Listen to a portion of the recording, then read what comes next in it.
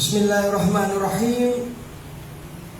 Alhamdulillahi rabbil alamin wa bihi nasta'in.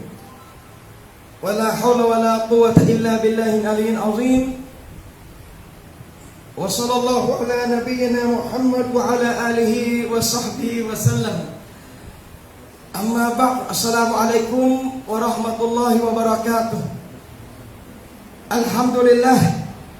นะครับก่อนอื่นก็ขอชุกรขอบคุณต่ออัลลอฮฺซุบฮานะฮูวะตะอาลาแล้วก็แจ้งข่าวดีนะครับพี่น้องว่าเวลาเราเปิดมัจลิสนี้รักต่างศาสนาปล่อยเฟซไลฟ์ออกไปนะครับอัลฮัมดุลิลละห์พี่น้องก็ทักมาว่าผมกำลังอยากจะเข้ารับอิสลามนะก็ขอร้อยความสำเร็จนะครับพี่น้องอัลฮัมดุลิลละห์ผมมีเวลาประมาณ1 ชั่วโมงนะครับอินชาอัลลอฮ์นะน้องๆด้วยเดี๋ยวเราจะเปิดโอกาสซักถามด้วยนะหายใจหอบนิดนึงนะพี่น้องเพราะลงจากกรุงเทพก็เหยียบเครื่องก็เหยียบรถมานี่เลยนะความรักต่างศาสนาจริงๆถ้าคนไม่รู้จักอิสลามเนี่ยและไปเจอมุสลิมที่อยู่ในหลักการนะฮะเขาก็อาจจะมีความสงสัยว่าทำไมอิสลามห้ามมีความรักหรือเปล่าเพราะเวลาเปิดไปเจอบรรยายระบบแฟนมหันตภัยในศาสนาเนี่ยอิสลามไม่มีระบบแฟนแบบนี้และเกิดคำถามจากคนที่ไม่ใช่มุสลิมว่าและตกลงอิสลามเนี่ยเขาไม่ให้คนรักกันหรือว่ายังไงผมก็เลยตอบแบบตรงๆและก็ง่ายๆเข้าใจง่ายที่สุดนะครับว่าอิสลามส่งเสริมความรักไม่ว่าจะเป็นรักระหว่างเพื่อนความรักของหนุ่มสาวเนี่ยอิสลามก็ส่งเสริมแต่ให้ไปในทางที่ถูกต้องผมถามคุณพ่อคุณแม่หลายท่านตลอดจนคนในฟังบรรยายก็หลายท่านเขาบอกว่าทำไมอิสลามความรักของอิสลามแล้วบอกว่าห้ามมีแฟนห้ามคบกันห้ามอะไรต่างๆผมบอกเอาไหมครับลูกสาวเราที่ประคบประหงมมาตั้งแต่เล็กยุงไม่ให้ไต่ไรไม่ให้ตอมเลี้ยงดูทั้งหมดวันหนึ่งเนี่ยเมื่อลูกสาวเราโตขึ้นถูกผู้ชายคนไหนก็ไม่รู้เดินเข้ามาแล้วก็จูงมือลูกสาวเราอยู่ๆมันพาไปเที่ยวถ้ามันตกลงและคลิกกันได้บางทีมันพาไปอยู่ด้วยกันเลยคุณแม่รับได้ไหมครับบอกคุณพ่อรับได้ไหมผู้ปกครองรับได้ไหมเขาบอกรับไม่ได้ผมถามกลับว่าแล้วตอนแรกบอกไม่ใช่หรอว่าเวลาเด็กมันชอบพอมันเป็นแฟนกันมันก็ใช้ระบบดูแลกันและกันปากเราพูดว่าไม่เป็นไรแต่ใจลึกๆไม่มีผู้ใหญ่คนไหนยอมรับระบบนี้โดยเด็ดขาดอิสลามจึงมีทางออกว่าเมื่อมีความชอบพอและเมื่อมีหัวใจในความรักมานิสตาตาอามินกุมุลบะดังนั้นเยาวชนเอ๋ยใครในหมู่พวกเจ้ามีความสามารถสุขภาพร่างกายสมบูรณ์มีสตังค์ในการเลี้ยงภรรยาได้ฟัลยะตะซะวะจงแต่งงานคนตกใจเลยนะครับเวลาเราบอกน้องๆเยาวชนวัยรุ่นหนูผมเรียนมหาวิทยาลัยหนูเรียนมหาวิทยาลัยอยู่ค่าเชิญจะแต่งงานแล้วเหรอค่าเชิญผมบอกว่าแล้วแปลกไหมครับเวลาออกไปข้างนอกบอกอิสลามส่งเสริมให้วัยรุ่นแต่งงานผมบอกว่าอิสลามส่งเสริมให้แต่งงานที่ถูกต้องกับอีกบางประเภทและบางคนส่งเสริมให้เราเซ็กท่านเอาอะไรแสดงว่าจะมีสัมพันธ์ทางเพศอะไรก็ได้รณรงค์ไม่ให้ท้องแค่นั้นเองกับคนคนหนึ่งที่กล้าเข้าไปหาผู้ปกครองเขา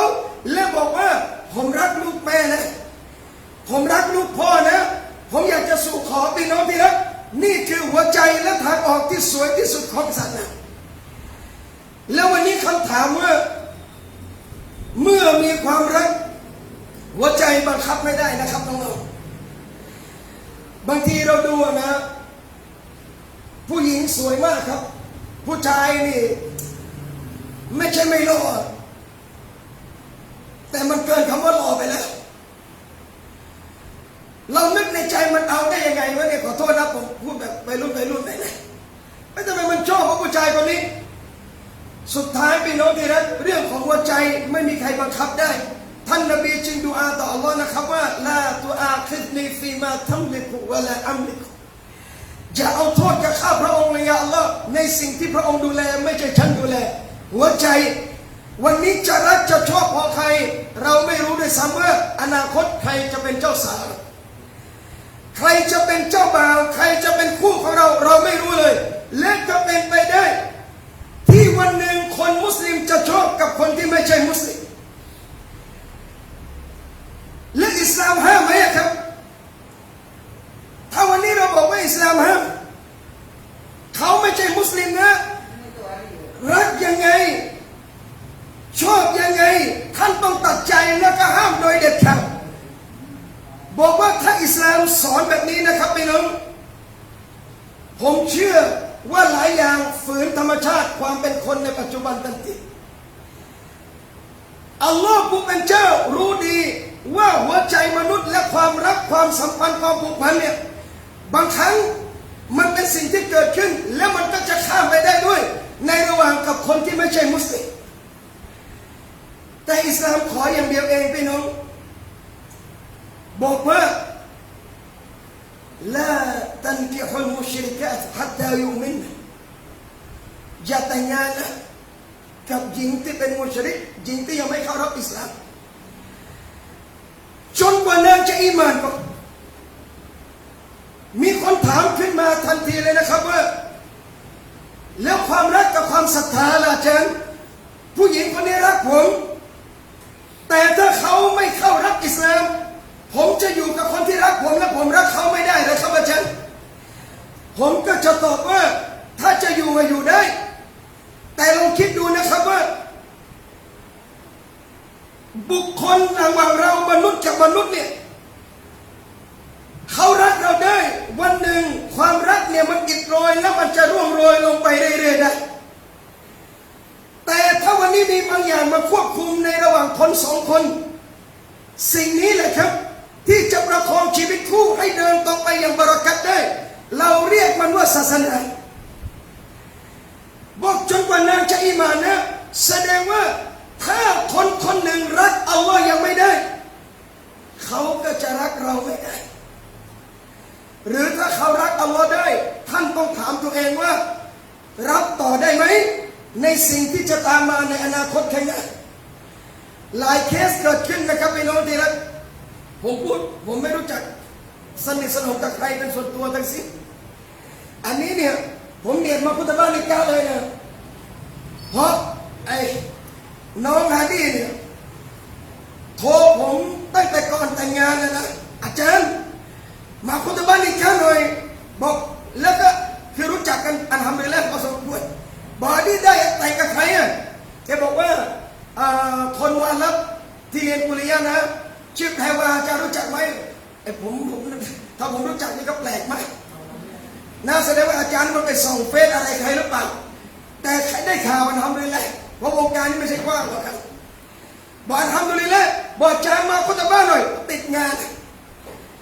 เอาว่าประสงค์ให้มาวันนี้บอกเมียคุตบ้านนิกาเลยรอบสองแต่ไม่ใช่แต่งอีกรอบนะครับเมียนิกาเนี่ยคุตบ้านให้รอบสองเลยว่าเรา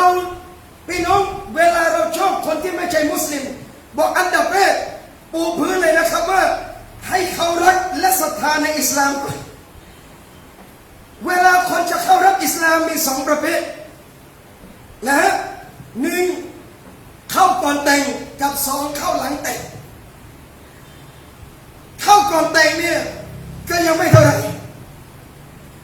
บางคนเข้าหลังแต่งก็จะถูกสบประมาทหลายข้อหาอันนี้พูดแบบร้อนๆกับพี่เลยนะไอ้นี่มันเข้าจะเอาเมียจ้ะ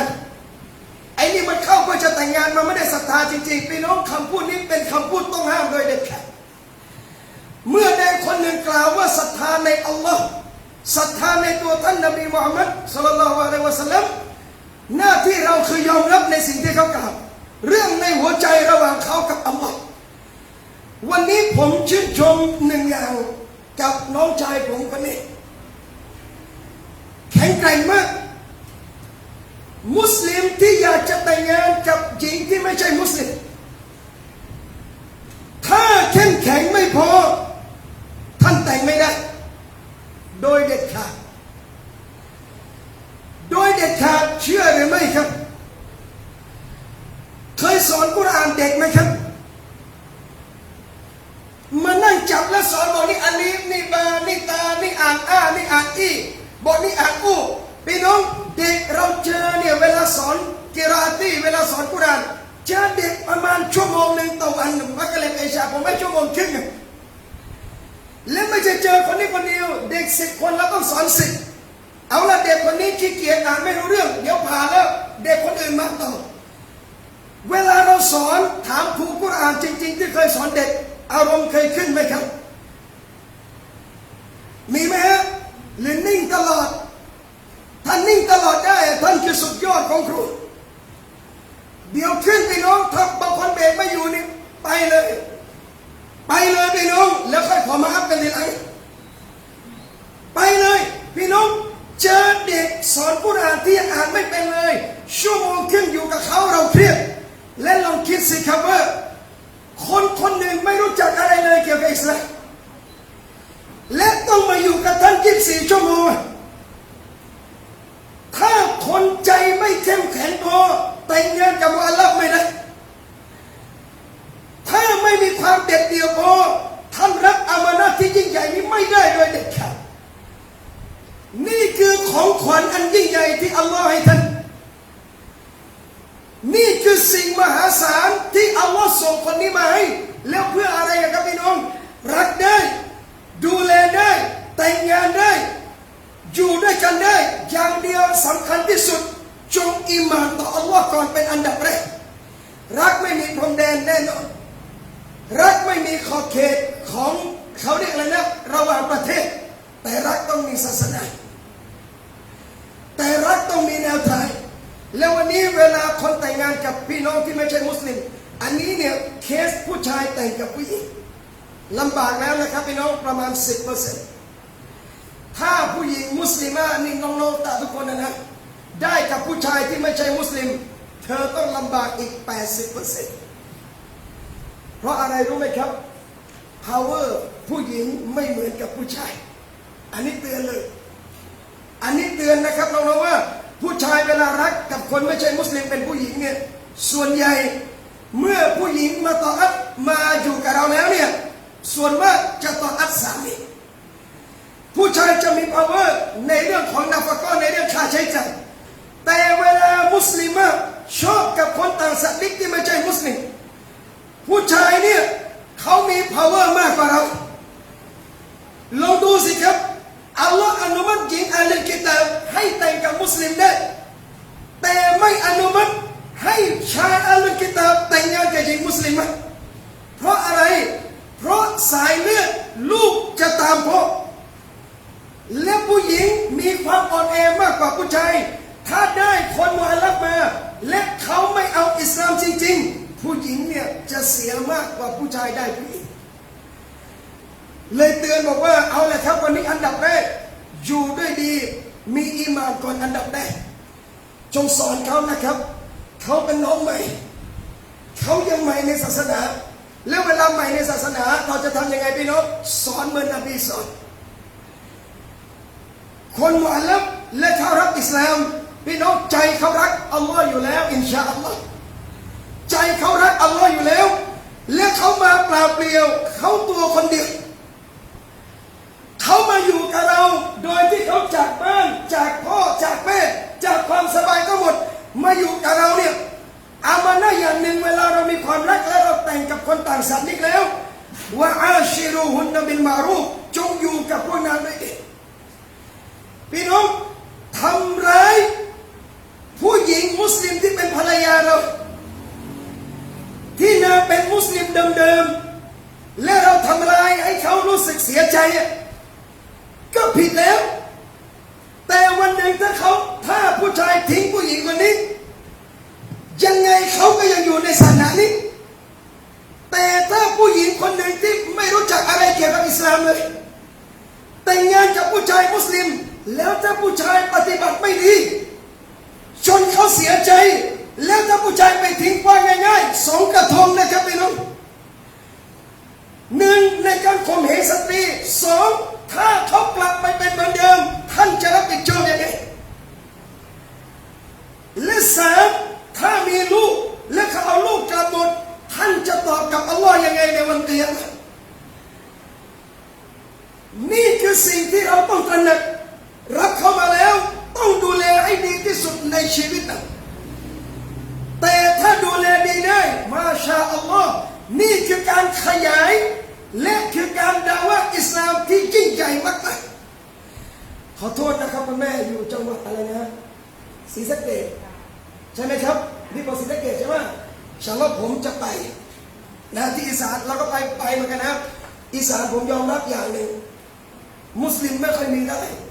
และถ้าจะมีนะอัลลอฮ์อินนาลิลลาห์วะอินนาอิลัยฮิรอญูนบ้านหนึ่งไปบ้านหนึ่งเป็น100 กิโลไปเยี่ยมบางทีนะพี่น้องจะไปเยี่ยมเพื่อนเนี่ยนะเพื่อนมี4 คนเยี่ยมวันเดียวเลิกเลยไปเยี่ยมมันคนเดียวเนี่ยครับไปกินเดียวหัดใหญ่แล้วตีกลับมาแล้วตีไปลำตายรอบเหนื่อยตายเลยอิสลามน้อยมากแต่ก็อยู่แบบกระจายกันพี่น้องวันหนึ่งอัลฮัมดุลิลละห์อาดีกับดูชื่อแพรวาใช่ไหมครับผมก็ไม่ถนัดเรียกชื่อนี้นะไม่เป็นไรเรียกแพรวาก็ได้นะนี่ก้าไปแล้วถ้าอยู่ในศาสนาท่านดูแลได้อย่างดีพี่น้องวันหนึ่งถ้าไม่ได้อยู่ที่ใต้และกลับไปอยู่ที่นู่นออกลูกออกหลานมีทายาทออกมาอีกเป็น10เป็น100 คนนั่นคือการดาวะห์อิสลามที่ยิ่งใหญ่มากนั่นคือการขยายที่สวยงามมากๆแต่ผมจะบอกว่าอัลลอฮ์สั่งใช้ให้อยู่ด้วยดีนะครับสอนอิสลามกับคนต่างศาสนาเอาหลักที่นบีสอนและนบีศ็อลลัลลอฮุอะลัยฮิวะซัลลัมเตือนกับท่านมุอาซบินญะบัลรอฎิยัลลอฮุอันฮุยัสซิรวะลาตุอัสซิรให้ง่ายนะอย่าสอนให้ยากทุกคนชอบความง่ายจริงๆนะวัยรุ่นอย่างเราเวลาอยู่หอให้ออกเดินมากินจัมโบ้กับเทน้ำร้อนใส่มาม่าเลือกอะไรนั่นแหละเทน้ำร้อนใส่มาม่าตักแป๊บเดียวกินได้เลยอิ่มเหมือนกัน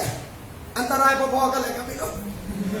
น้ำอันตรายก็นั่นแหละบางคนบอกโอ้ยมึงกินอย่างนี้อันตรายมึงกินกับอันตรายเหมือนกันเส้นเดียวกันแต่ความง่ายบอกอิสลามทำยังไงบอกให้ความง่ายแก่เขาสอนให้เขารู้สึกว่าอิสลามคือวิถีชีวิตเขานะครับอยู่ตรงนี้นะพี่น้องให้ความรู้แก่ศาสนาให้อีมานแก่เขาผมประทับใจผู้หญิงมุอัลลัฟคนหนึ่งแต่อายุเยอะแล้วนะอายุเยอะแล้วผู้หญิงมุอัลลัฟหรือผู้หญิงที่เป็นมุสลิมใหม่ครั้งหนึ่งในขณะที่เราบรรยายผู้หญิงคนนี้ยกมือขึ้นแล้วบอกอาจารย์ครับหนูขอถามหน่อยบอกจะถามอะไรครับเชิญเลยบอกว่าหนูเป็นมุอัลลัฟเป็นมุสลิมใหม่อยากจะถามว่าถ้าหนูจะกลับไปเป็นศาสนาเดิมและเอาลูกๆกลับไปด้วยสามีหนูจะต้องรับบาปไหมเราได้ยินอย่างนั้นนะครับพี่น้องเราก็ตกใจเราทำไมเขาถามแบบนั้นบอกเกิดอะไรขึ้นครับหนูแต่งงานกับสามีมา9 ปี9 ปีนะครับสามีไม่เคยสอนหนูเรื่องละหมาดเลยสามีไม่เคยอบรมไม่เคยสั่งใช้ไม่เคยคุยเรื่องศาสนาไม่เคยเป็นแบบอย่างให้ภรรยาเลยจนวันหนึ่งเพื่อนบ้านที่เป็นมุสลิมด้วยกันเนี่ยสอนหนูให้ละหมาดหนูก็ละหมาดสังเกตง่ายๆนะครับว่าคนทุกคนมีฟิตเราะห์ที่อยากเข้าใกล้อัลลอฮ์ทุกท่านเลยไม่ว่าจะเป็นใครก็ตามหนูละหมาดขณะที่หนูละหมาดอยู่สามีหนูกลับมาครับเวลาเขาเห็นหนูละหมาดคำถามที่เขาพูดกับหนูว่าขอโทษนะครับบอกเล่นอะไรอยู่ถ้าพูดภาษามาลายูก็บอกมึงทำไมโอ้ดูถ้าพูดภาษาชาวบ้านอีกมันแซวดิมึงเล่นอะไรของมึงอยู่นะพี่น้องพูดอย่างนี้นะครับชนภรรยาบอกเจอไปอย่างนี้สุดท้ายผมบอกว่าแกถ้าแกกลับไปสู่ศาสนาเดิมและแกเอาลูกกลับด้วยสามีจะรับเต็มอาจารย์ครับหนูถามไปอย่างนั้นเลยครับอาจารย์ปัจจุบัน ในศาลนี้จนวันตายหนูถามไปอย่างนั้นเลยอาจารย์เพราะใจหนูว่าเขาไม่ได้เข้าอิสลามเพราะรักสามีอีกต่อไปแล้วสามีไม่ได้สอนศาสนาเขาแต่อัลลอฮ์ให้ความรักในศาสนาแก่หญิงมุฮัมมัดคนนี้จนตั้งเจตนาเขาจะอยู่ในศาสนานี้และส่งลูกๆเรียนศึกษาอิสลามตลอดชีวิตของเขาพอเจอแบบนี้พี่น้องครับเรามีคู่เรามีคนรักที่เป็นต่างศาสนิกผมบอกแล้วว่าอยู่ด้วยดีนะอันดับแรกแล้วสองจงเป็นแบบอย่างที่งดงามกับคนต่างศาสนิกโดยเฉพาะเครือญาติของคนที่เป็นแฟนเราผมทับศัพท์ว่าแฟนเข้าใจนะครับเพราะผมจะไม่เรียกเขาว่าภรรยามันดูแก่เกินไปนะเรียกแฟนสวยงามญาติแฟนเรามีเคสหนึ่งเกิดขึ้นอันนี้ผมบอกผู้ชายคนหนึ่งได้ผู้หญิงไม่ใช่มุสลิมแต่งงานกันนะครับคุณพ่อคุณแม่ไม่ใช่อิสลามพี่น้องชายคนนี้นะครับพี่น้องที่รักแต่งงานกับภรรยาแล้วสิ่งหนึ่งที่เขาไม่หยุดนั่นคือการที่เขากลับไปเยี่ยมบ้านภรรยาเป็นประจำกลับไปเยี่ยมบ้านแล้วไปทำอะไรครับไม่ได้ไปบอกว่าแม่เป็นมุสลิมเถอะเปล่าแม่มาเป็นอิสลามเถอะเปล่าสิ่งที่เขาทำนะไอ้น้องกลับไปบ้านพูดคุยทักทายปฏิบัติเหมือนกับเขาเนี่ยเป็นลูกของแม่คนนี้จริงๆเลยจนสุดท้ายพี่น้องที่รักแม่พ่อครอบครัวเขากล่าวชาดารับอิสลามทั้งหมดเลยบอกเกิดได้ยังไงอะพี่น้องไม่ได้บอกเขาแต่แบบอย่างวันนี้นะครับเรารักคนต่างศาสนาสำคัญที่สุดแบบอย่างที่เราทำให้เขาเห็นอิสลามไม่ใช่ส้มบางมดอิสลามไม่ใช่บูดูสายบุหรี่อิสลามไม่ใช่ข้าวเกรียบนาราไม่ต้องโฆษณาพี่น้องไม่ต้องโฆษณาอิสลาม is the best ไม่ต้องเขียนอิสลามไม่ต้องบอกพี่น้องของไม่ดีเขาโฆษณาเยอะแต่ของแท้ไม่ต้องโฆษณารถ BM โฆษณาไหมในตลาดไม่ค่อยโฆษณาเลยออกทีคันเป็น10 ล้านคนยังซื้อเลยของดีไม่ต้องโฆษณาเยอะเหมือนผู้หญิงเราของดีจริงไม่ต้องโพสเยอะ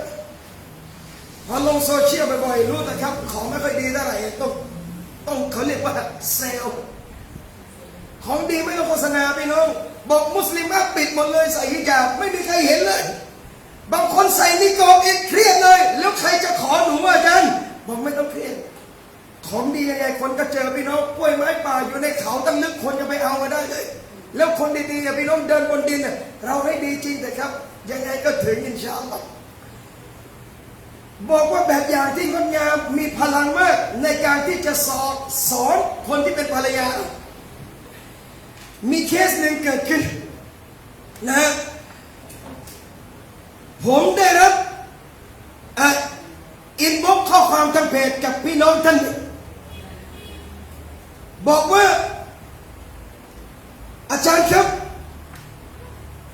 ลูกผมเข้ารับอิสลามแล้วผมเห็นพฤติกรรมลูกผมนี่เปลี่ยนตอนแรกเราก็ตกใจนะพี่น้องมันเปลี่ยนยังไงผมเห็นพฤติกรรมลูกผมนี่เปลี่ยนเลยอาจารย์จากคนเคยเที่ยวจากคนเคยไม่เอาอะไรเลยในชีวิตสุดท้ายพฤติกรรมลูกผมเปลี่ยนเลยเหมือนผู้หญิงนะครับพี่น้องก่อนรับอิสลามบางทีเราใส่กางเกงสั้นมากเราเปิดผมเราเปิดเอาร่อเราเปิดทั้งหมดเวลารับอิสลามปั๊บปิดหมดเลยบอกพฤติกรรมลูกผมเปลี่ยนอาจารย์เลยอยากถามอาจารย์ว่าผมเนี่ยอยากจะศึกษาอิสลามเพื่ออะไรพี่น้องอยากจะรู้ว่าอะไรทำให้พฤติกรรมลูกของผม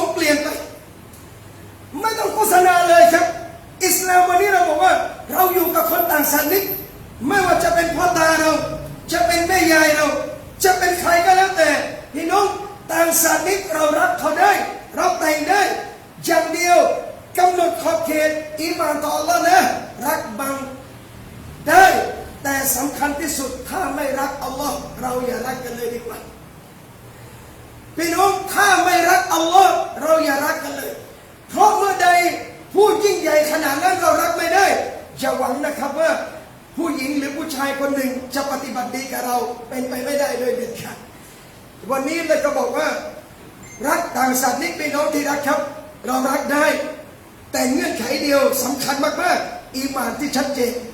และแบบอย่างที่งดงามและสำคัญที่สุดอย่างที่สามเดี๋ยวผมจะได้คำถามด้วยนะครับคนรอบข้างอย่าทิ้งเขานะครับอย่าทอดทิ้งคนมุอะลัฟโดยเด็ดขาดผมเจอเคสหนึ่งเกิดขึ้นที่กรุงเทพเรารู้จักกับครอบครัวหนึ่งไปน้องที่รักโต๊ะหรือว่าญาติใช่ไหมญาติเป็นมุอะลัฟลองคิดแล้วกันว่าเขาอิสลามนานแล้วกี่ปีมีลูกมีหลานมีเหลนผมจำได้ว่าตอนผมอยู่หมู่บ้านนั้นเราเคยไปละหมาดกับหลานเขาวันหนึ่งเรากลับไปอีกครั้งครับไปบ้านย่าเขาสิ่งที่เจออินนาลิลลาฮิวะอินนาอิลัยฮิรอญิอูนนางกวักตัวเบ้อเริ่มเลยอยู่ในบ้านพี่น้องถ้าเป็นมุสลิมใหม่ก็อาจจะเข้าใจว่าน่าจะยังไม่รู้ว่าตั้งแบบนี้ไม่ได้อันนี้ไม่ใช่ใหม่นานมากผมก็ไม่กล้าถามนะได้แต่มองเขาคงรู้ว่าผมมองเขาบอกคำเดียวบังตอนนี้กลับไปเป็นเหมือนเดิมหมดเลยเลิกเป็นแล้วอิสลามบอกทำไมอะโต๊ะเพราะอะไรถึงกลับครับพี่น้องอันนี้เคสตัดดี้ที่สำคัญมากๆโต๊ะบอกว่าสามีโต๊ะเสียสามีเสียแล้วเพื่อนบ้านเพื่อนญาติพี่น้องทั้งหมดไม่มีใครสนใจเราเลยทอดทิ้งเราทั้งหมดจนสุดท้ายด้วยกับอีหม่านที่อ่อนแออยู่แล้วประกอบกับแรงโน้มข้างเข้ามาพี่น้องทำให้โต๊ะหลานและครอบครัวเขาในบางส่วนกลับไปเป็นทิ้งมุดตัดหมดเลยพี่น้องนึกออกไหมว่าทำไมคนมุอะลัฟถึงแม้จะยังไม่ได้กล่าวชาฮาดะห์แต่หลักการหนึ่งอิสลามบอกเอาซะกาตให้เขาได้เลยมุอะลัฟเขาแค่สนใจอิสลามแต่ยังไม่ได้กล่าวชาฮาดะห์ในการรับอิสลามเอาซะกาตให้เขาได้เลยพี่น้องทำไมนี่คือการให้เขาเห็นว่าอิสลามเนี่ยใส่ใจคุณนะดูแลท่านนะเอาใจใส่เรานะพี่น้องสิ่งที่ยิ่งใหญ่ยิ่งกว่าเงินทองเขาเป็นมุอะลัฟแล้วมาอยู่กับเราไม่มีอะไรเลยญาติพี่น้องทิ้งห่างอยู่ไกลกับพ่อแม่พี่น้องสำคัญที่สุดมุสลิมทุกคนห้ามทิ้งเขาโดยเด็ดขาดท่านต้องช่วยเหลือไม่ใช่แค่ปีหรือ2 ปีตลอดชีวิตท่านเพราะเขาคือแขกคนสำคัญที่สุดในชีวิตเราเพราะเขาคือแขกที่มีเกียรติที่สุดในชีวิตเราจงให้เกียรติเขาจงดูแลเขาและจงปกป้องเขาจงอย่าทำให้เขาเสียความรู้สึกโดยเด็ดขาดเราบางครั้งนะครับพี่น้องในความรู้สึกในบางอย่างโดยเฉพาะอาลีภรรยาเราและยิ่งเป็นคนต่างศาสนาด้วยพี่น้องต้องยิ่งประคองให้มากที่สุดและดูแลเขาท่านนบีศ็อลลัลลอฮุอะลัยฮิวะซัลลัมในบางอย่างท่านนบียังรักษาความรู้สึกของซอฮาบะห์ท่านเลยอย่างเช่นท่านอับดุลลาห์รอฎิยัลลอฮุอันฮุลูกชายของอับดุลลาห์บินอุบัยบินซะลูลพ่อมุนาฟิกตัวใหญ่เลยครับพี่น้อง ลูกเป็นซอฮาบะห์แต่การกระทำบางอย่างนบียังถนอมน้ำใจไม่ให้อับดุลลอฮ์รู้สึกเสียใจเลยจำได้ไหมครับวันที่อับดุลลอฮ์เสียชีวิตมุนาฟิกเสียชีวิตนะครับอับดุลลอฮ์มาหาท่านนบีศ็อลลัลลอฮุอะลัยฮิวะซัลลัมบอกยารอซูลุลลอฮ์ฉันขอเสื้อท่านไปห่อศพพ่อฉันได้ไหมนบีให้ซึ่งความจริงแล้วนะครับพี่น้องชัดเจนแล้วว่ามุนาฟิกแต่นบีรักษาน้ำใจของคนที่อยู่ด้วยกันถ้าเกิดนบีบอกให้ไม่ได้พ่อท่านจะเป็นมุนาฟิกนะพี่น้องความรู้สึกของคนเป็นลูกดอกทันทีศรัทธานะศรัทธาอยู่แล้วพี่น้องวันนี้ไอ้สิ่งรักษาน้ำใจตรงนี้เราในฐานะต้องดูแลเขาพี่น้องจงรักษาน้ำใจให้มากไว้โอ้เหนื่อยจังเลยอาจารย์เอาพี่น้องต่างศาสนามาเราต้องดูแลดับเบิลยิ่งกว่ามุสลิมเดิมใช่ไม่แน่จริงท่านอย่าแต่งกับคนต่างศาสนาแต่ถ้าท่านแต่งได้ท่านดูแลได้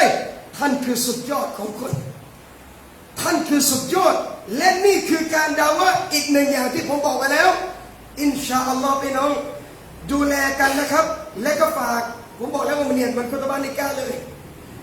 นะฝากฝ่ายชายน้องชายผมด้วยอันนี้นะว่า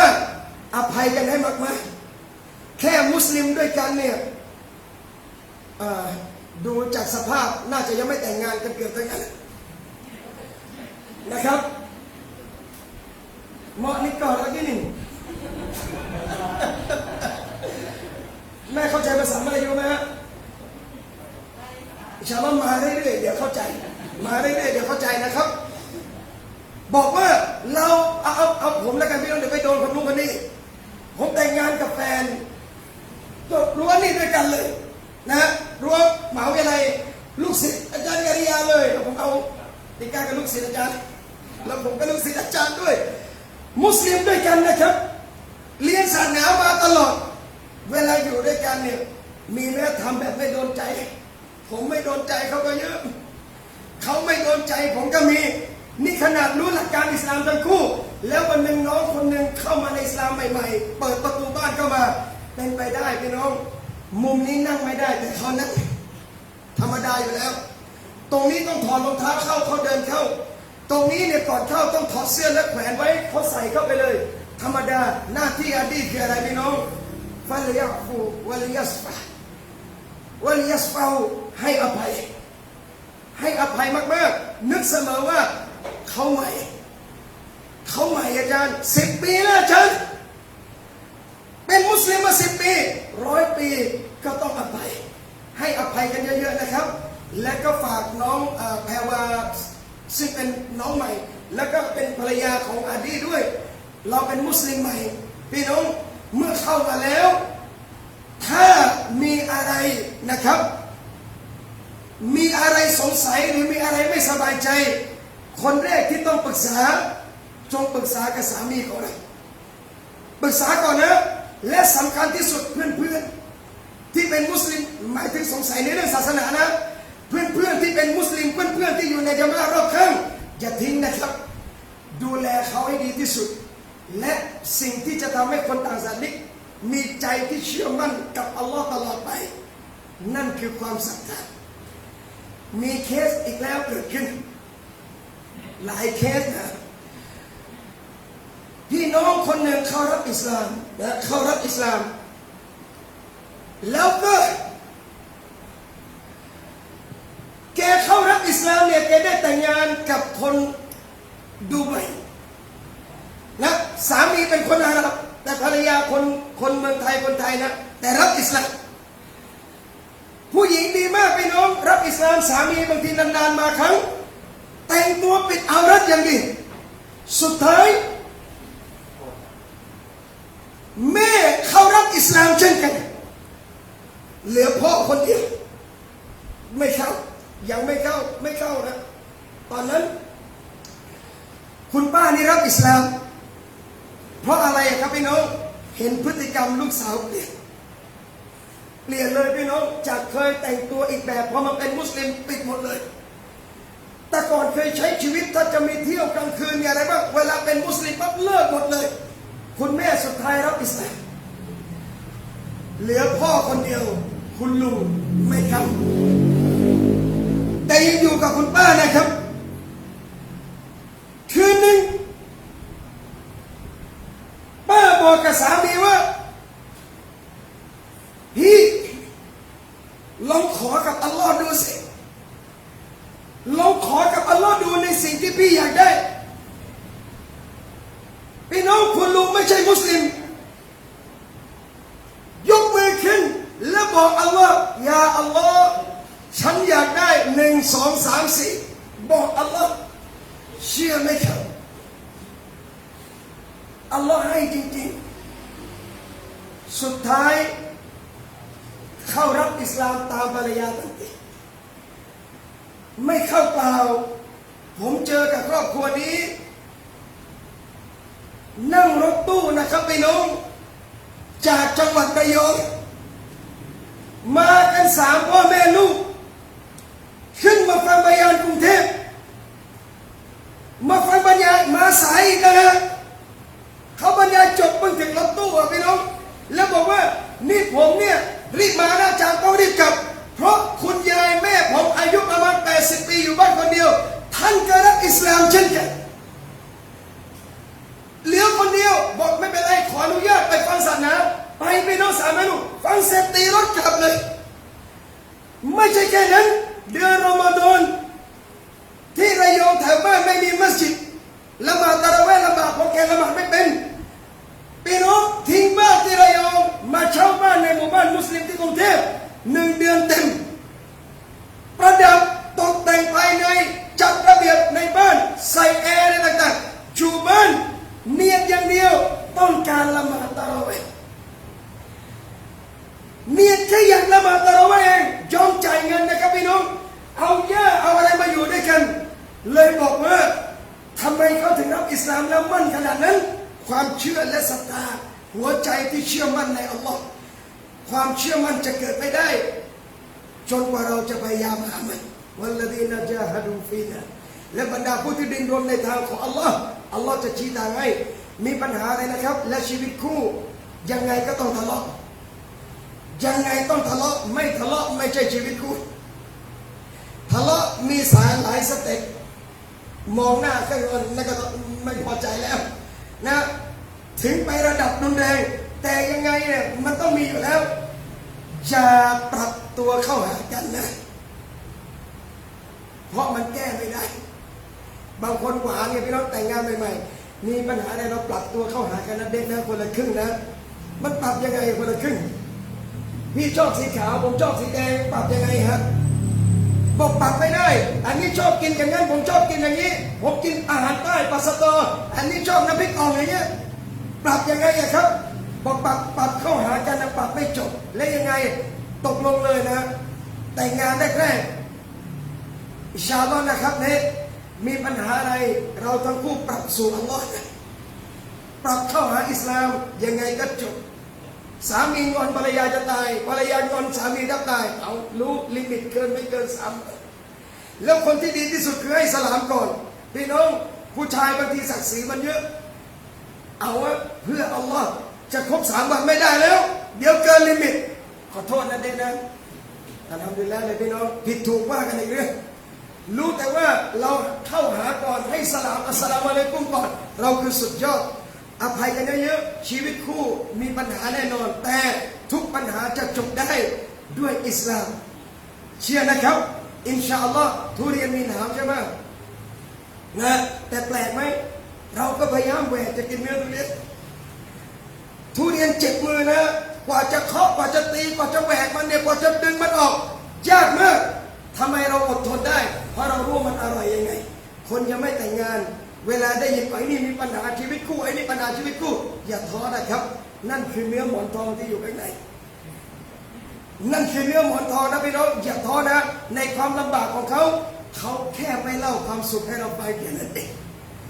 อินชาอัลลอฮ์อภัยเยอะๆดูแลกันมากๆต่างศาสนาผมสรุปตรงนี้นะครับรักกันได้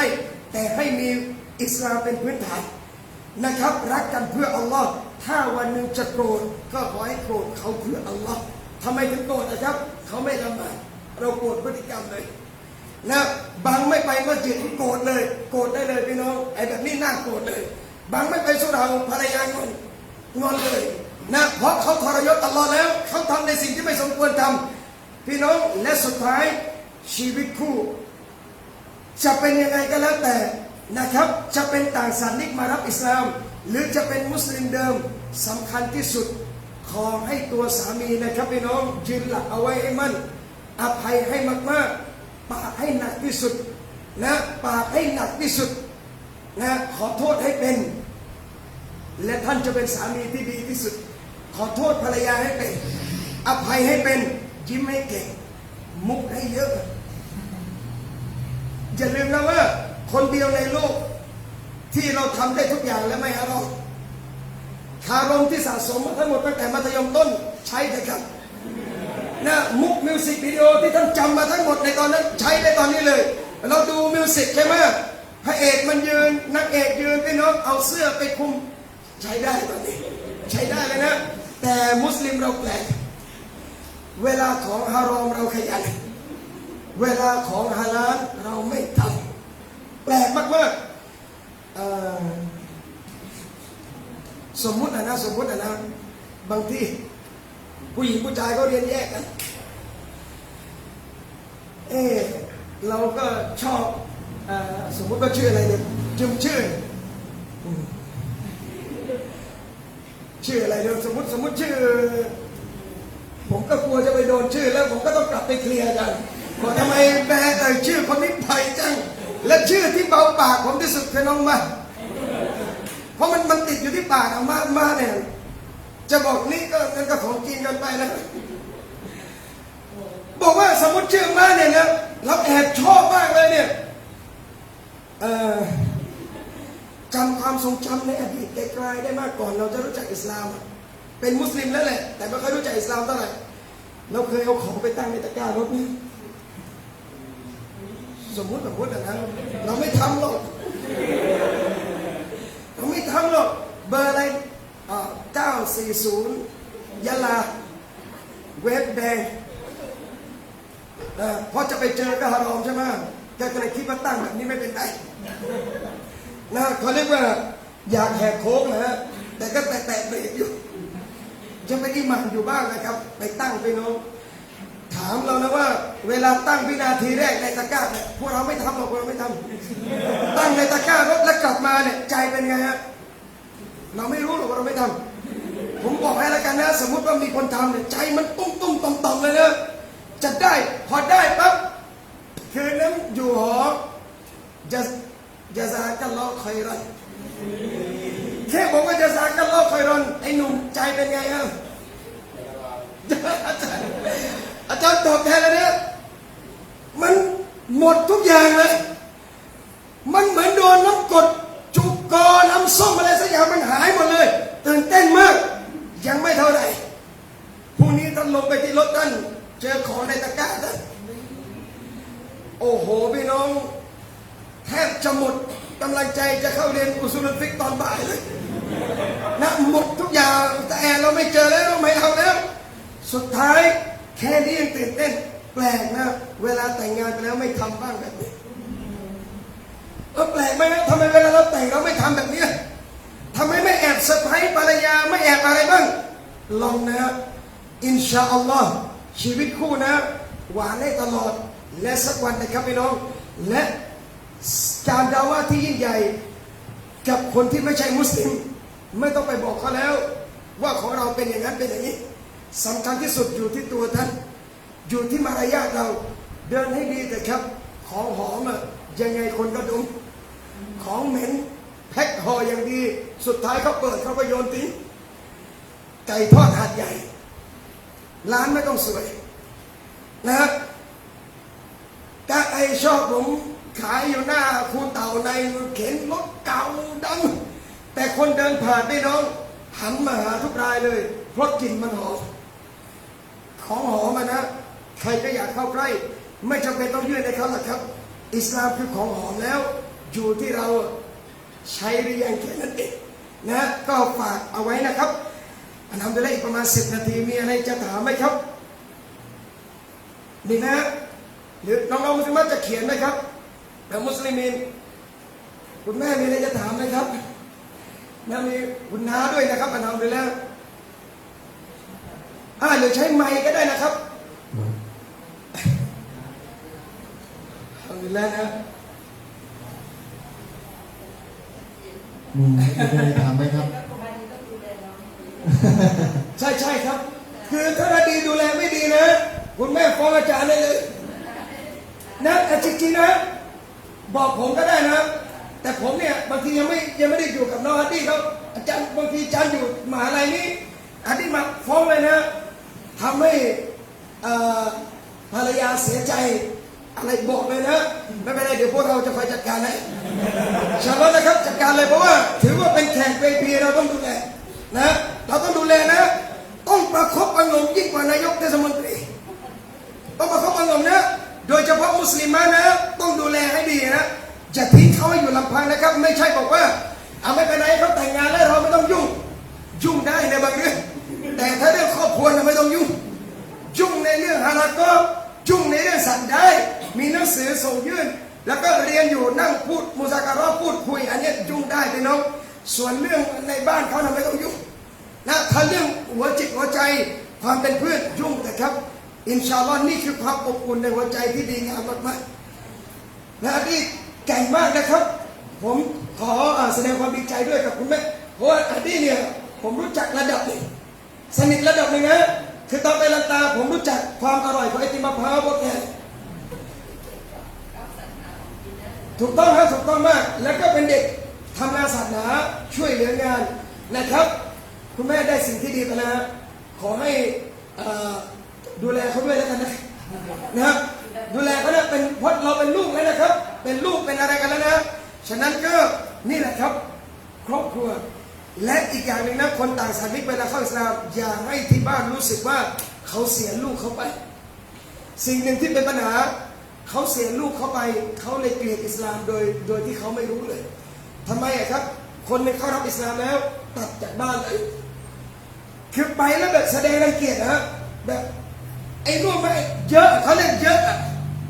ผู้หญิงบางคนผู้ชายบางคนก็อิสลามกลับไปบ้านแล้วก็เยอะเกินไปนะ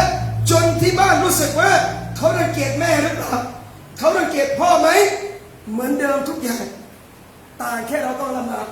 แค่นั้นเองกับวิถีชีวิตบางอย่างแค่นั้นเองลูกคือลูกปฏิบัติดีกับเขานะครับดีทุกอย่าง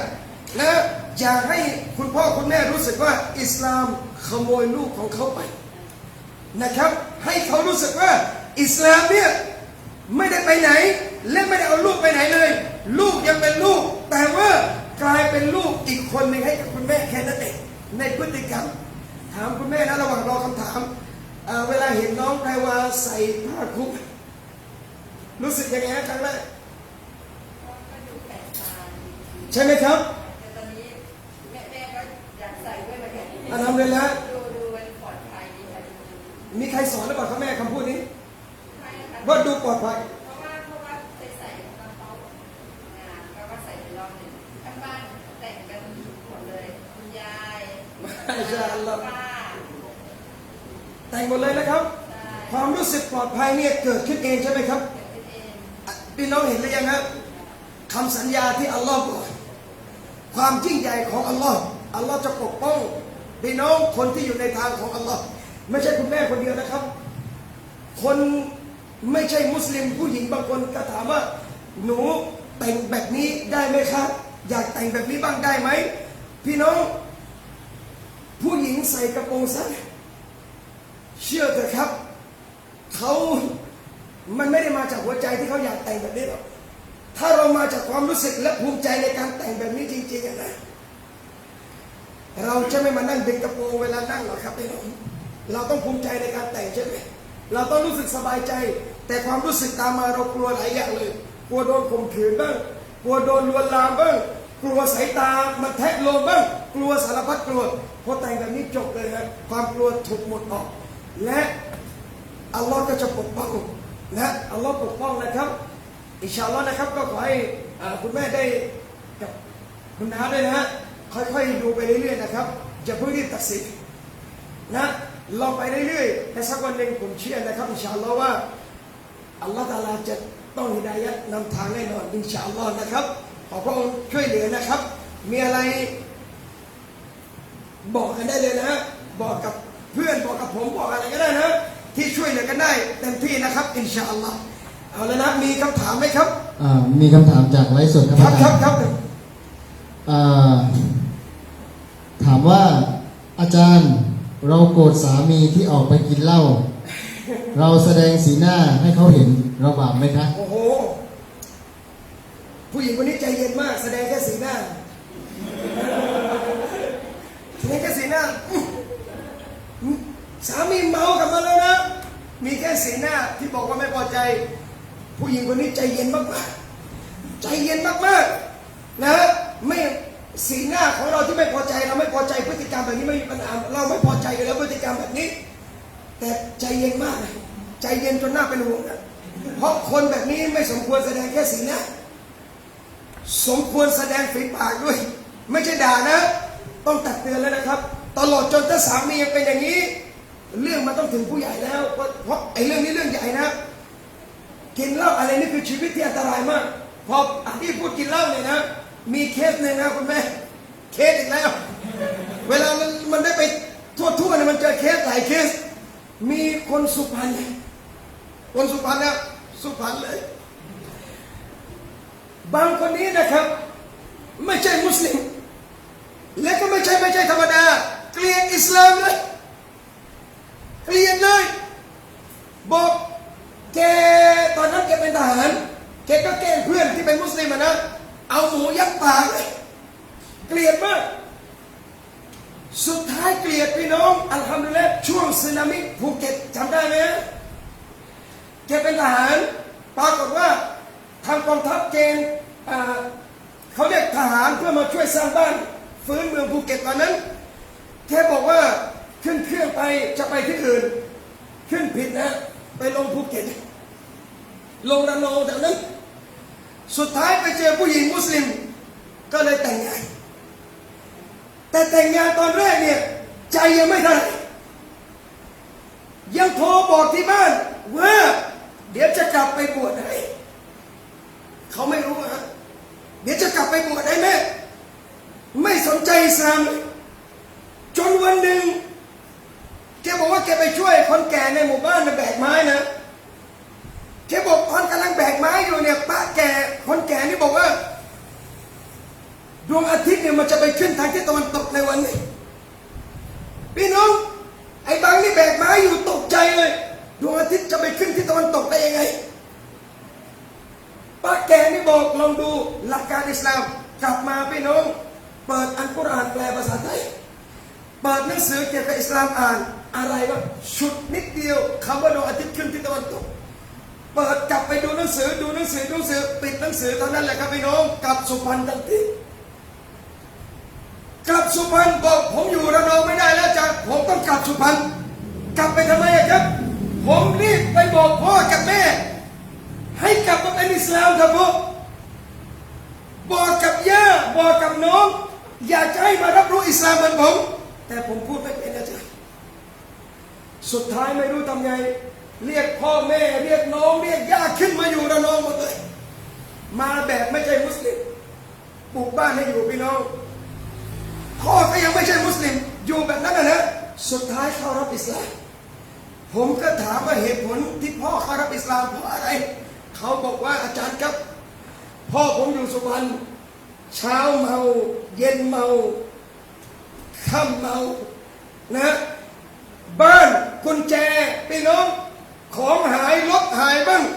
ดึกเมาเช้าเมาพี่ไทยเราเมาหมดเลยเมาอย่างเดียวเลยพอคุณพ่อมาอยู่หมู่บ้านมุสลิม3 ทุ่มปิดบ้านหมดเลยครับพี่น้องเข้านอนหมดเลยไม่เมาแล้วเวลาฉลองเวลามีความสุขกินบอกนั่งกินน้ำชากันเห็นชีวิตที่ไม่เหมือนกันในที่เขาอยู่นะกินเหล้าเมาเวลาน้ำเลยของต้องระวังตลอดพอมาอยู่มุมนี้ไม่มีใครกินเหล้าเสียบอะไรนะกุญแจไว้ที่รถมอเตอร์ไซค์พรุ่งนี้ลงมาก็อยู่เหมือนเดิมบอกอัชฮะดุอัลลอฮฺอิลลัลลอฮฺเข้ารับอิสลามสุดท้ายเมื่อเข้ารับอิสลามคุณแม่ก็เข้ารับอิสลามคุณยายก็เข้ารับอิสลาม น้องสาวก็รับน้องก็รับอิสลามมาอยู่พี่น้องเป็นมุสลิมบอกว่าเหตุอะไรครับ ไม่มีใครไปสอนไม่ต้องไปสอนด้วยอยู่ที่สภาพแวดล้อมสำคัญมากๆฉะนั้นสภาพแวดล้อมทางคนต่างศาสนาดีที่สุดตอนนี้ครอบครัวสามีนะครับฝากอดีตกำลังใจและเป็นกำลังใจให้อีกหนึ่งกำลังใจนะเดินหน้าต่อไปท่านคือสุดยอดของวีรบุรุษผู้ชายถ้าไอ้หนุ่มอดีตไม่แข็งแรงพอเขานิก้ากับน้องแพรวาไม่ได้ครับมาผมพูดตรงๆนะคุณแม่นะจริงๆผม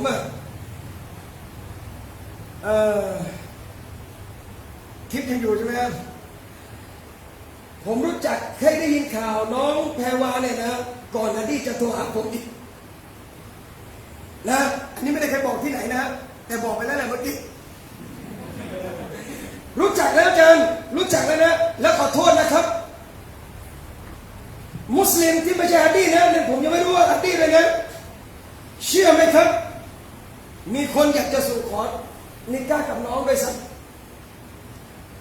คุณแม่เชื่อผมไหมฮะอย่าเชื่อง่าย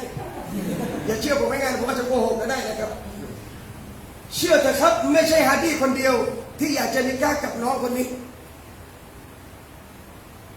แต่อัลลอฮ์เลือกฮัดดีให้กับน้องคนนี้เพราะอะไรรู้ไหมครับเพราะเด็กหนุ่มคนอื่นๆยังไม่มีศักยภาพพอที่จะดูแลน้องเขาแต่อัลลอฮ์อินชาอัลลอฮ์อัลลอฮ์เลือกอับดุลฮาดีให้ดูแลน้องคนนี้ฉะนั้นหวังว่าคุณแม่จะไม่ผิดหวังในลูกเขยคนนี้นะแล้วก็ตัวน้องแพรวาเองจะไม่ผิดหวังที่ได้สามีคนนี้และฮาดีเองก็จะไม่ผิดหวังที่ได้ภรรยาคนนี้และทั้งคู่จะไม่ผิดหวังเพราะลูกหลานของท่านจะต้องซอลิฮะห์ตลอดไปอินชาอัลลอฮ์นะครับเป็นคนดีกันตลอดนะท่านคือเคสตัวอย่างและเป็นกำลังใจให้กับคนหนุ่มอีกหลายคนที่ยังไม่แต่งงานถ้าอยากจะแต่งกับคนไม่ใช่มุสลิมเป็นวาระและเข้ารับอิสลามอย่าเพิ่งรีบถามฮาดีก่อนว่าเป็นยังไงบ้างแล้วค่อยตัดสินใจสิขอรับอินชาอัลลอฮ์นะครับขอบคุณมากๆมีคำถามหมดแล้วมีไหมครับ มีอาจารย์มีครับ อัลฮัมดุลิลละห์ เป็น ผมดีใจมีคำถาม จากเพจอาจารย์นะครับโอ้คนดูเยอะมากถามเข้ามาเยอะเลยฮะคำถามนะครับมีว่าอยากถามอาจารย์ว่ามุสลิมไปงานศพคนพุทธไปถ่ายรูปกับโลงศพได้ไหมครับ ถ่ายรูปกับโลงศพเลยนะคืออย่างนี้พี่น้องไองานศพเนี่ยมันเอาไปนะคือบางทีเนี่ยน้องแพรวาเข้ารับอิสลามเนี่ยผมยกตัวอย่างให้เคสเนี่ยญาติเสียชีวิตคือแน่นอนเราต้องจับไปอยู่แล้วไม่ใช่อยู่ๆไม่เอาเลยไม่ไปนั้นไม่ได้นะเราต้องไปแสดงความเสียใจอย่างเดียวที่เราร่วมไม่ได้พิธีกรรมแค่นั้นเองอันไหนที่เป็นพิธีกรรมเราร่วมไม่ได้นะครับส่วนจะไปคือไอ้ถ่ายรูปเซลฟี่ผมไม่แน่ใจว่าเป็นพิธีกรรมของเขาไหมหรือว่าจะไปถ่ายเป็นที่ระลึกมันก็อะไรอยู่นะฮะอันไหนที่ไม่ใช่พิธีกรรมอันนั้นไม่มีปัญหาแต่ไหนที่เป็นพิธีกรรมศาสนาอันนั้นเราต้องขอโทษแค่นั้นเองบอกขอมาอันนี้เราร่วมไม่ได้บอกเขาบอกอาจารย์เรารวมเงินไปให้เขาได้ไหมบอกไม่ใช่ได้ไหมต้องรวมด้วยรวมไปช่วยเหลือครอบครัวเขาไม่ได้ไปช่วยชาปนกิจนะบอกว่าอิสลามไม่มีน้ำใจบอกเรารวมมาได้30,000เนี่ยเราไปให้ครอบครัวที่เขาเสียชีวิตเอาไว้ใช้จ่ายนะครับส่วนเรื่องค่าเขาเรียกอะไรนะให้กับงานศพให้กับอะไรผมก็เรียกไม่ถูกนะภาษาพระนะพระอะไรต่างๆอันนี้เขาจัดการกันเองมุสลิมเรายุ่งไม่ได้แค่นั้นเองนะต้องไปแสดงความเสียใจไม่ใช่ไปได้ไหมต้องไปถ้าเป็นญาติด้วยนะสมควรอย่างยิ่งเลยนะครับสมควรอย่างยิ่งอย่าแสดงความรังเกียจออกมาโดยที่มันจะเป็นอุปสรรคให้เขาแอนตี้อิสลามโดยที่เราไม่รู้ตัวนะครับอัลฮัมดุลิลละห์นะครับเลยบอกว่าคนเราแต่งงานกับคนต่างศาสนาเราต้องมีจิตวิทยาดับเบิลเลยเรียนอาจารย์สักริยานะจิตวิทยาเพราะมันต้องใช้จิตวิทยาสูงมากคำพูดบางอย่างนี่จะไปคุยบางคนบอกผมไปบรรยายให้พ่อแม่ฟังพ่อตาแม่ยายที่ไม่ใช่มุสลิมไปถึงใส่เลยพี่น้องฟินนาเรียบร้อยเลยพอฟินนานี่เหงื่อแตกเลยพี่น้องสุดท้ายไม่ใช่พูดไม่ได้แต่บางอย่างเลขคูณอย่าเพิ่งเรียนถ้ายังนับ1 ถึง 10ไม่ได้ นะฮะอย่าเพิ่งป้อนซุปหางวัวเราค่อยๆป้อนซีรีแลกก่อนนะและยังไงอันนี้แหละครับต้องฉลาดจริงๆคนแต่งงานกับคนต่างศาสนาดีอย่างเดียวไม่พอต้องฉลาดด้วยอินชาอัลลอฮ์นะครับต้องเก่งมากๆนะก็อิสาก็ลอกมีอีกไหมก็ดีอันนั้นเลยนะครับยังไงผมน้องๆมุสลิมมีไหมครับมีไหมฮะไม่มีนะครับไม่มีนะทำโดยแรกก็ท้ายสุดนี้นะครับขอบคุณคุณแม่กับคุณน้าของน้องแปรวาอีกครั้งนะครับ แล้วก็พวกเราทั้งหมดนะครับ ผมพูดแทนน้องๆเลยนะครับว่าถือว่าเป็นลูกเป็นหลานอีกคนหนึ่งแล้วกันเวลามาที่นี่มาบ่อยๆนะครับ แล้วก็มีอะไรที่เราจะช่วยกันได้บอกกับชุดนี้ได้เลยนะบอกกับพี่น้องบอกใครก็ได้นะยินดีช่วยหมดนะครับอินชาอัลลอฮ์แล้วก็ฝากฮะดีษนะครับว่ารักกันเยอะๆดูแลกันนานๆอย่าให้เก่าในความรักวิธีให้รักไม่เก่าผมตอบไม่ได้เดี๋ยวผมให้อาจารย์ซักริยาตอบนะอาจารย์ก็จะมีอะไรมาบอกนะวิธีดูแลรักไม่ให้เก่ามันมีวิธีนะผมยังไม่ชำนาญพอกำลังอยู่ในเขาเรียกเทิร์นโปรอยู่นะกำลังเรียนอยู่นะฉะนั้นฝากน้องๆนะครับแล้วก็ที่ยังไม่แต่งงานด้วยขอให้ได้คนดีที่สุดในชีวิตอินชาอัลลอฮ์ทุกคนเลยนะครับและขอให้เราได้เจอกันใหม่ขอให้คุณแม่ได้ศึกษาเรื่องราวของอิสลามต่อไปเรื่อยๆนะครับศึกษากุมลอกคอยรอนขอบคุณมากๆและเจอกันใหม่นะครับในสนามงานนาวะและขอให้เราได้เจอในสวรรค์จันทร์ฟิรเดาส์กันทุกคนอามีนขอบคุณครับวะบิลลาฮิตอฟิกวะฮิดายะฮ์อัสสลามุอะลัยกุมวะเราะห์มะตุลลอฮิวะบะเราะกาตุฮ์ครับขอบคุณครับ